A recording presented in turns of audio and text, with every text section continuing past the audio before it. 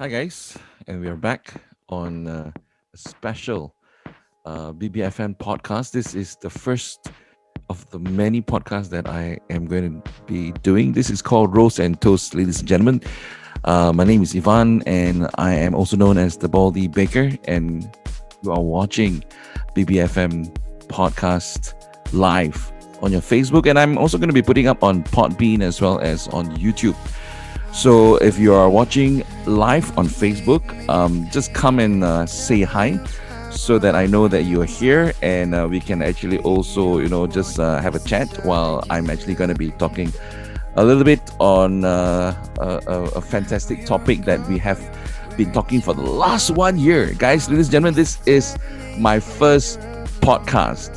But I'm going to be doing it a little bit like a BBFM anyway. So if you are used to my BBFM, that's what I do every weekend. But, well, this is the first of everything. There's always a first for everything, isn't it? So I guess in a way, it's just trying to start something new and trying to start something that is different.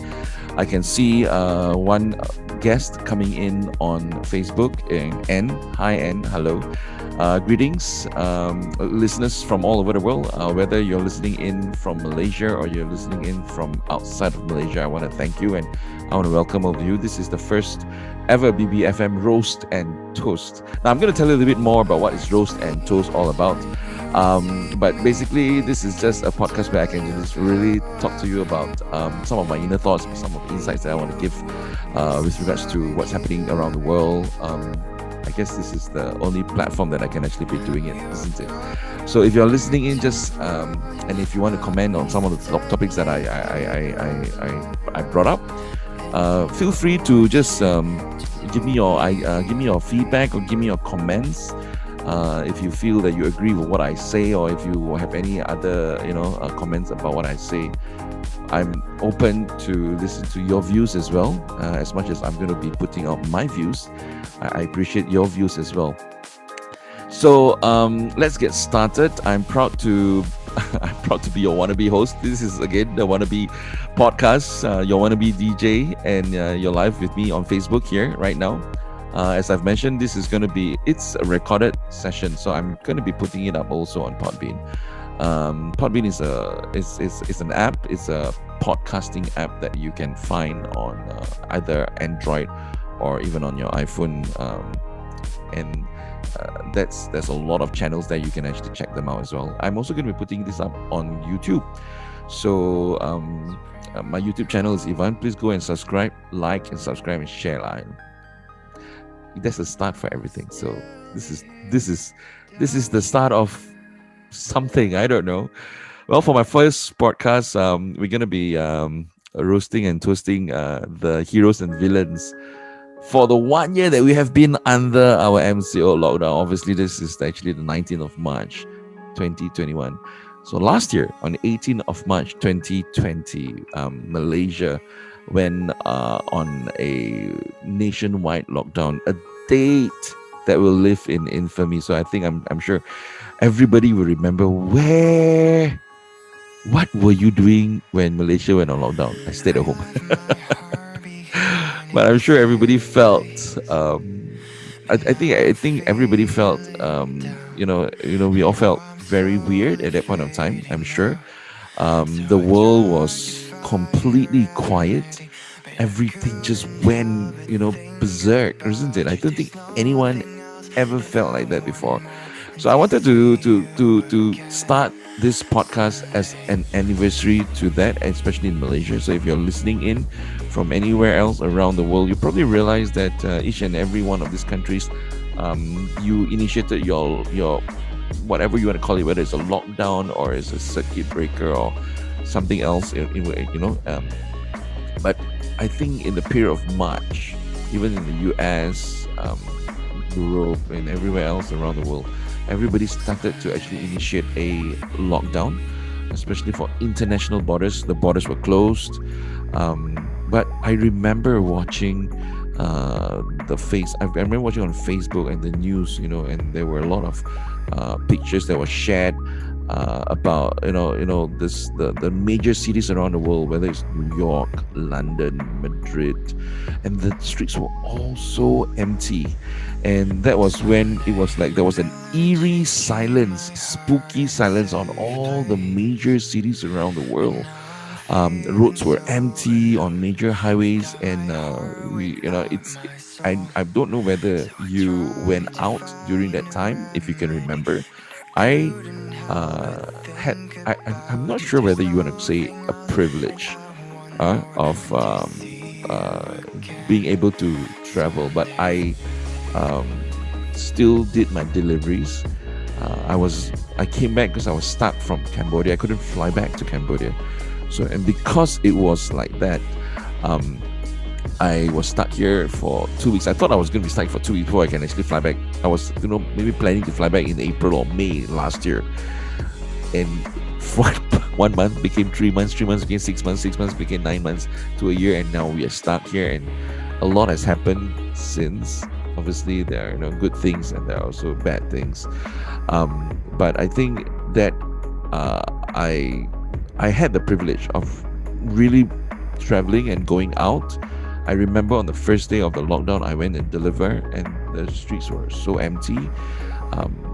There were still no roadblocks. I think the cops and the authorities were still just grappling with what's happening and what to do. And so we had we free reign, but I really enjoyed driving because it was so empty. And you know how it is when you drive in KL, when there are no cars. The roads are amazing. It's large, it's huge. There were just sporadically a couple of cars, but mainly there were a lot of Grab riders. And I think that's something which we also need to give thanks for. There's so much for us to give thanks for in the whole 1 year that we have gone through. Closer to home, I think I remember when the JB Singapore Causeway was closed, and it was empty for the first time. I don't think anyone actually expected that. I don't think anybody thought that it would ever happen, but it did. It did, and it was the weirdest of times. And the more we found out about, and I think a lot of us took for granted in terms of what a pandemic really is, because we never actually went through it. We ran through SARS, we went through MERS, we went through AIDS. All these are epidemics, but never at such a global scale. And that is why it became a global pandemic. And the last time a global pandemic this scale, this large, this major was 100 years ago, when it was the Spanish flu. And then we realized also, we started to learn more about what pandemics, it happens every once in 100 years. And it's like a cycle that's coming in, and we have to live through it. It will not just go away. 1 year on, we are still in lockdown. So can you imagine how severe it is? The good news is there is a road to recovery. Just because we have a vaccine, the effectiveness of the vaccine is still suspect. We are not sure, because I think it's rushing it out to make sure that life is going to be back to normal. And I think there's going to be some repercussions eventually. But I think the efficacy of the vaccines, I think it will probably take a few months to see really how effective it is. But let's hope for the better. Let's not wish for it not to be successful, because we also want our lives to be back to normal. Lives have been affected tremendously. Businesses have been affected tremendously. And obviously that's something which we have to learn to overcome. And I think whether we've learned, that's also testament of our human spirit. Some have learned, some have been able to ride on this wave, and some have actually benefited from this wave as well. But I know a lot of us, a lot of you out there have been severely affected. But I also want to bring back to what we did and what did we do during that time. Obviously it was different then. I think the first 3 months of our lockdown was pretty interesting. although we were in home, sort of home lockdown, home quarantine, but people started to go online. We started to go on Zoom. That was why Zoom actually became a big thing, a big name. But I remember online meetings. I mean, I started going and using online meeting platforms like GoToMeetings in 2016 when I actually came out and started on my own. We had virtual meetings and the virtual webinars, but it wasn't so big. It didn't explode. There was nothing that could push you off the cliff, so to speak. But I think this really helped accelerate digital transformation.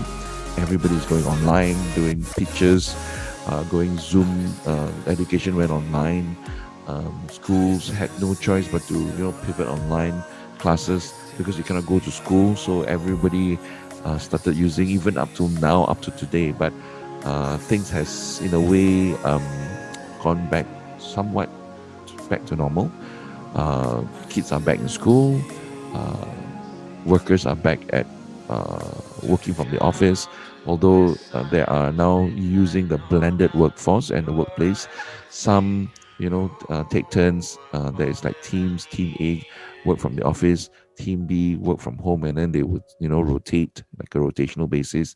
And the reason why they need to do that is because of the standard operating procedure, the SOPs, for your offices, for buildings or malls where you go. You cannot stay too close in a confined area and stuff like that. So obviously there are things. I mean, we have adapted to the situation. We have sort of changed to also live with a virus. And is this going to be the last virus? Is this going to be the last pandemic? I'm sure there are going to be other epidemics. Um, Hopefully, it will not be anything as severe as this. And if we understand this global pandemic, it happens in 1 in 100 years. I hope it doesn't happen in the next 30 or 50 years. Let's wait for it for the next 100 years. But I remember, people going on Facebook Live, started singing. I know a lot of celebrities started doing it, and even in the United States, they would have like even John Legend, big, big celebrities, Michael Bublé, and even our local celebrities, Sheila Majid. They were doing every day. I remember she was, going on live on Insta story or Insta, and she was just singing live, and that was something which I appreciate as well.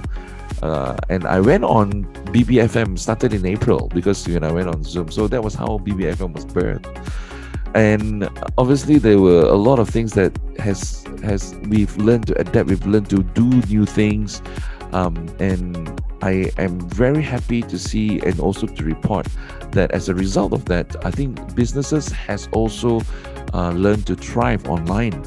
Even the hawkers, the Zafan store, putting their menu or even their restaurants or their hawkers and stalls online, and even Grab is actually delivering for them.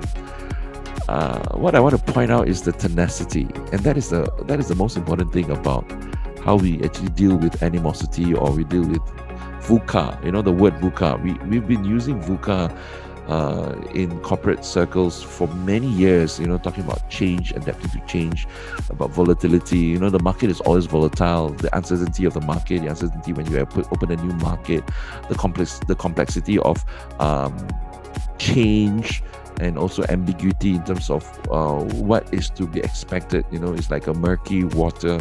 How do you tread water? I train as a lifeguard. I know I don't look like it, but I do. I did train as a lifeguard before, and we were taught how to do the straddle jump. It's very interesting. It's called the straddle jump because you're not supposed to jump into the pond, because you do not know what's inside the pond because of the murky waters. So what you need to do is you need to be able to actually jump into the pond, jump into the water, jump into the pool, but as you stay afloat. Can you imagine when you jump and how do you stay afloat? So there is a method where you jump in, spread your arms wide open, your legs wide open as well. It's like a cross star. And then as you hit the water, you actually press the water down so that you do not go all the way in, that you are actually just going to stay afloat and you are jump and you have pretty much jump into the pool. And that's called a straddle jump. And it's very interesting, isn't it? I like to use that as an example as well in terms of when we are also going into an environment which is VUCA, which is volatile, uncertain, complex, and ambiguous. That you need, even though you tread cautiously, but at the same time you also need to move into the market quickly.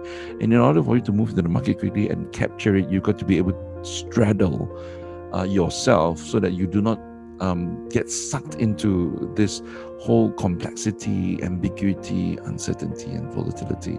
But yet at the same time, you'll be able to just rise above these murky waters, and you not get swept under this current. And you need to learn how to straddle. And straddling is such an important aspect of corporate life as well, and also our physical and also our mental life. Everybody is affected, mentally, physically, emotionally. Everybody is affected. But how do we actually stay afloat? That's so important. I know I myself also go through those same issues, and that's one of the reasons why I want to start off this podcast. Also, as a trainer, ex-trainer, corporate consultant, it's something that we actually also help corporate organizations and individuals, if they are going through some difficulties, how do we actually overcome those hurdles in our lives to move forward. I personally went through so much turmoil last year. I lost my business both in Cambodia and Malaysia. So much that I had to deal with emotionally, in terms of my own mental capacity, in terms of my financial abilities. A lot of things actually come so much so that you can actually totally be swept by it as well. So the question is, what is it that we do and how do we actually do it so that we'll be able to just ride this wave.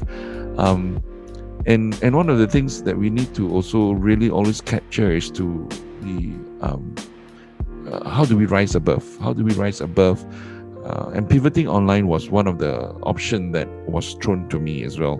Do you move your training programs online, or do you pull the plug, or do you persist and wait out? Persisting is a very, it's a very noble act. Hunkering down, but sometimes I guess we've got to also face the reality, and the reality is that sometimes we have to really look into what is ahead of us. Where are we hungering? Just like when you're in a war-torn zone or a war area, you've got to be very careful. If you are constantly bombarded all the time and you are hunkering down in this part of the trench, do you stay in the trench? Because if you stay in the trench, you might just die.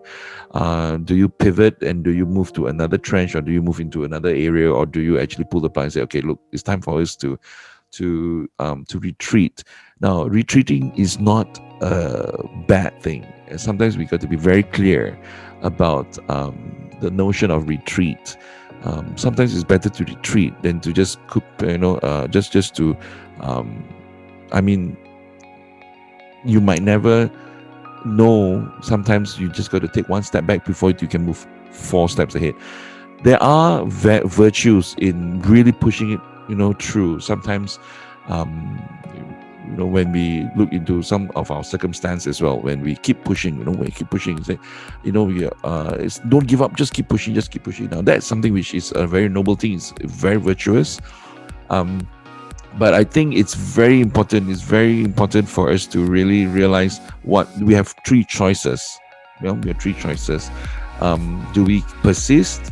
Do we pivot? Or do we pull the plug? These 3 choices are valid, and there's no shame in admitting either one of it.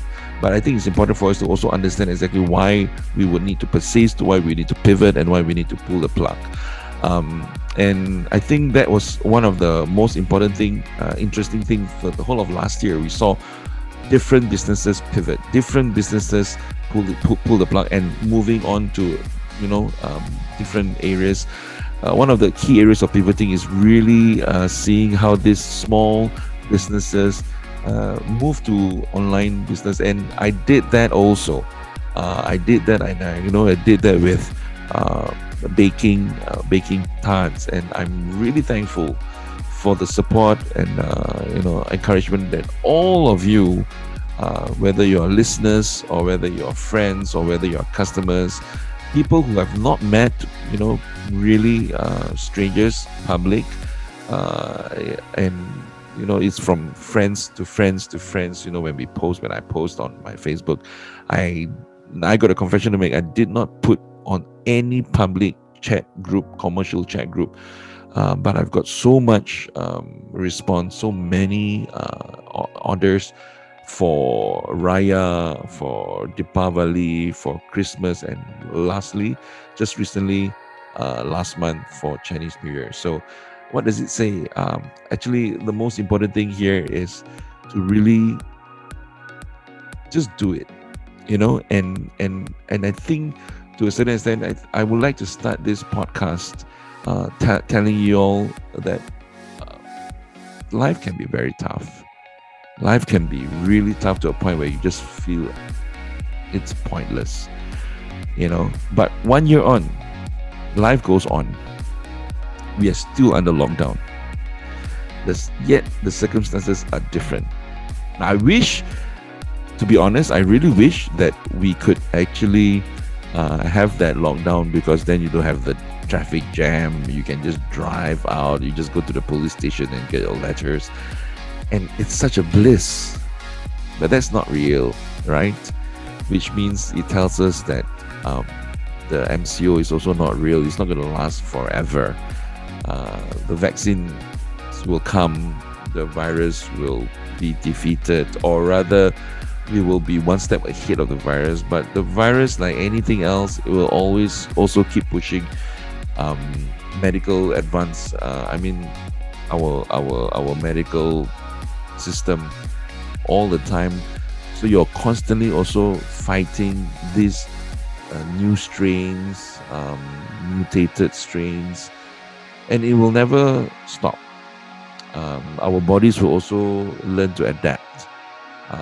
The virus will also learn to adapt and mutate, and it's always a constant struggle of which one will probably be a hit. So after 100 years, the virus was a hit, and now it's time for us to relook into all of that as well. But it has also changed the way we behave. We became a little bit more careful about our interactions, physical interactions, our cleanliness, our health, our hygiene. I do not know how often we have used sanitizers, and everybody is wearing masks. I do not know whether it's going to change our fashion sense, but obviously it has also changed with it as well. I dread thinking that we will have to wear our face shield. I really dread that day if we have to do that. But eventually, there's a lot of science fiction movies that depicts the future in that kind of way. I don't think we will live long enough to actually see that day, but our descendants will probably do that eventually. But I cannot imagine living a life like that.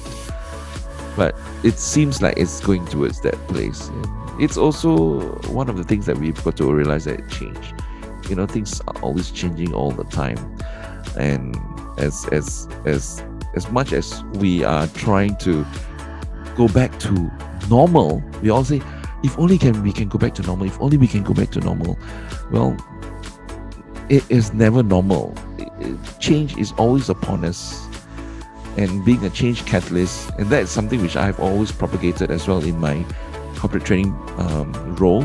I call myself a change catalyst, and it's hard for you to go and tell people, oh, this is how you navigate change. But when you yourself can't do that change, and it sometimes affect me, because you need to live what you say, right? And you cannot tell people, oh, you got to change, when you yourself don't know how to change. It's like you're making a mockery of your own words.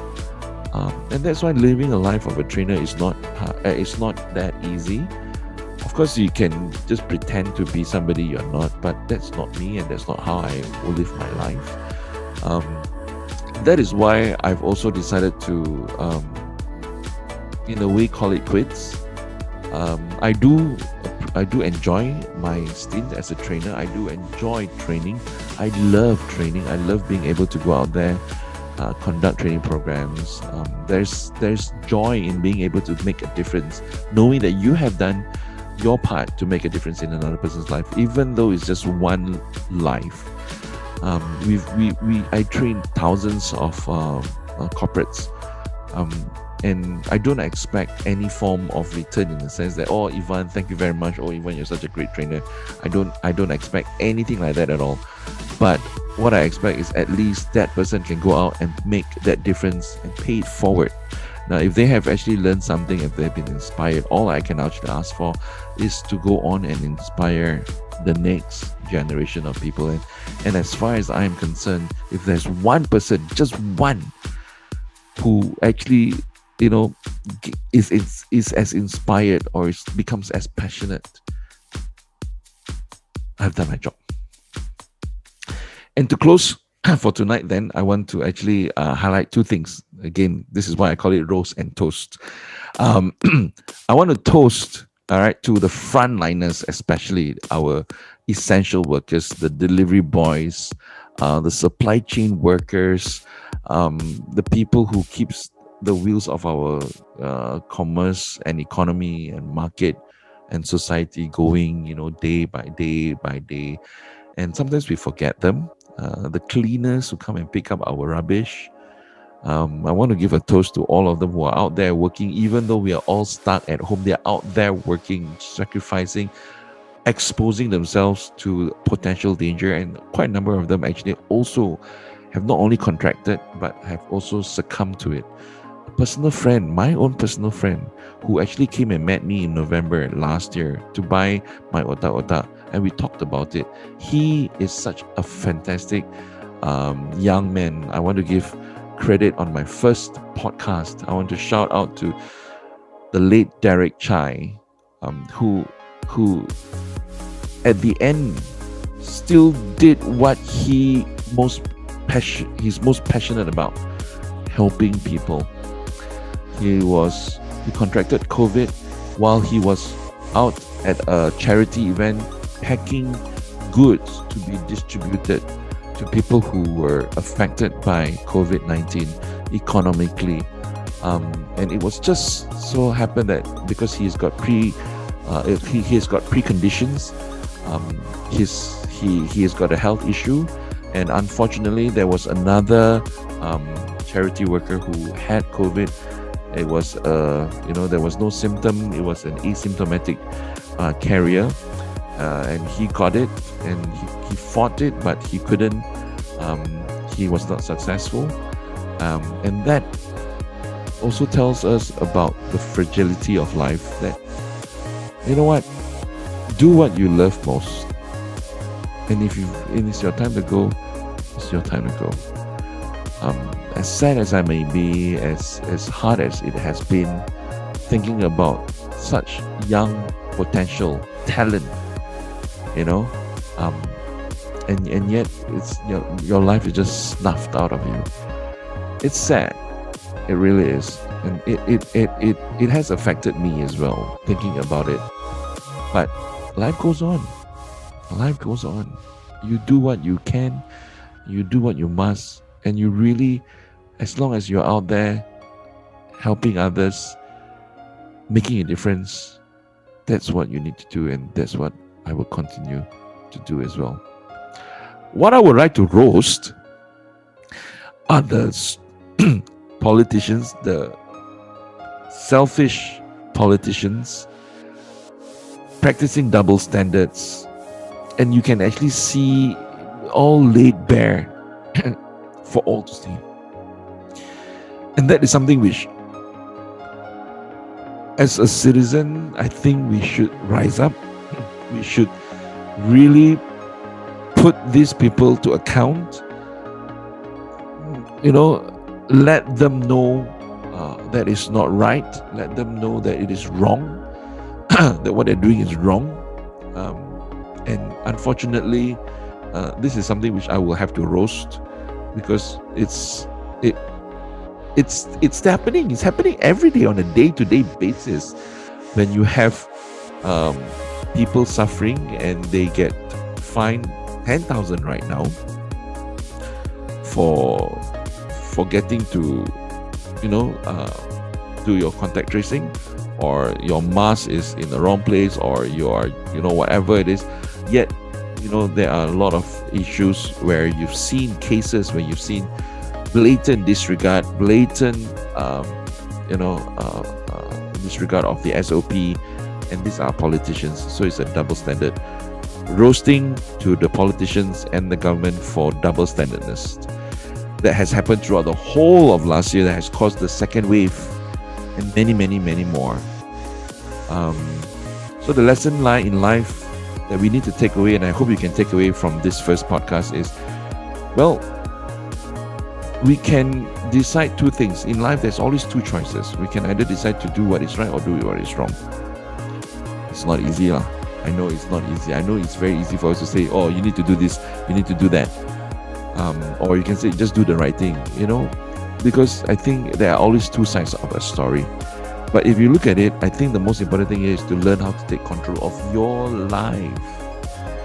And I'm not saying this to you, I'm saying this to myself. I'm hoping that as I watch this back and I listen to this back again, I can actually also tell myself that take control of your life. Take control of what you can have control of, which is you. There are a lot of things, the circumstances of our work, circumstances of the situation, we may not have control of this circumstance. We will never have control of COVID. We will never have control of what's going to happen. There is a case over in the neighborhood mall. There's a case that's very close to the house. You can never control it. It will, if it comes, it comes. But you can control what you do. And you can control what you're going to do that is going to affect other people. So if you can wear a mask, wear a mask. If you need to do a vaccine, go and get vaccinated. Go and get yourself vaccinated. And that is something which we need to be very mindful about. Every action that we take will have its consequences, which means that whatever we do, other people will be affected. If we go out there, we don't wear a mask, we blatantly go out there and affect others, other people will be affected. It's just that when we're driving, sometimes it's not our fault, but someone else's. So we have got to be very conscientious, think of others, not just of ourselves. And incredible change will happen in our lives when we decide to take control of what you have power over, instead of craving for control over what you don't.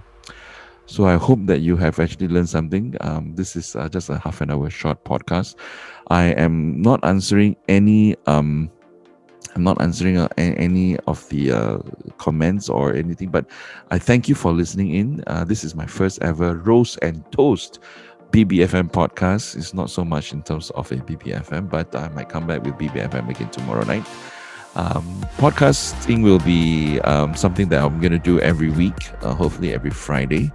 And if you have any comments, please leave them below. If you have any suggestions, please leave them below as well. This podcast will be published in Podbean as well as on YouTube. Currently, it's Facebook Live, and I'm hoping that I hope that those of you who are watching, you can continue to watch me on my BBFM podcast. We're gonna have new topics to talk about every week, and I'll see you again in the next BBFM podcast, Roast and Toast. All right, thank you very much. Stay safe, protect yourself and your family. God bless. Good night, everybody. Cheers.